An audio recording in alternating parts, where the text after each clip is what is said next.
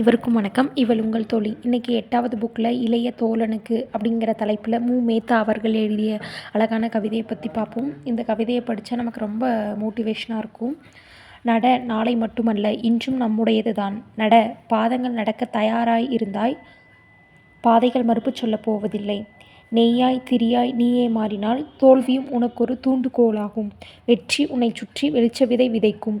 கவலைகளை தூக்கி கொண்டு திரியாதே, அவை கைக்குழந்தைகள் அல்ல. ஓடி வந்து கைகுலுக்க ஒருவரும் இல்லையா? உன்னுடன் நீயே கைகுலுக்கிக்கொள்.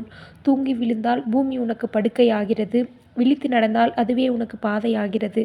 நீ விழித்தெழும் திசையே பூமிக்கு கிழக்கு. உன் விரல்களில் ஒளிரும் சூரிய விளக்கு. நட, நாளை மட்டுமல்ல இன்றும் நம்முடையதுதான். நட.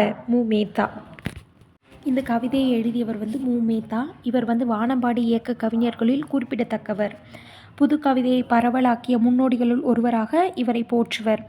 இவர் எழுதிய நூல்கள் கண்ணீர் பூக்கள், ஊர்வலம், சோழநிலா, மகுடநிலா, நடந்த நாடகம், நந்தவன நாட்கள், திருவிழாவில் தெருப்பாடகன், காத்திருந்த காற்று, ஒரு வானம் இரு சிறகு, மனச்சிறகு, வெளிச்சம் வெளியே இல்லை போன்ற பல நூல்களையும் திரையிசை பாடல்களையும் எழுதியுள்ளார்.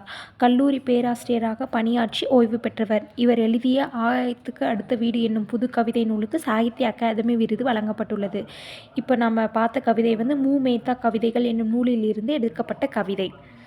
இந்த கவிதை ரொம்ப மோட்டிவேஷ்னலாக இருக்கும். எனக்கு பிடிச்ச கவிதை. நன்றி, வணக்கம்.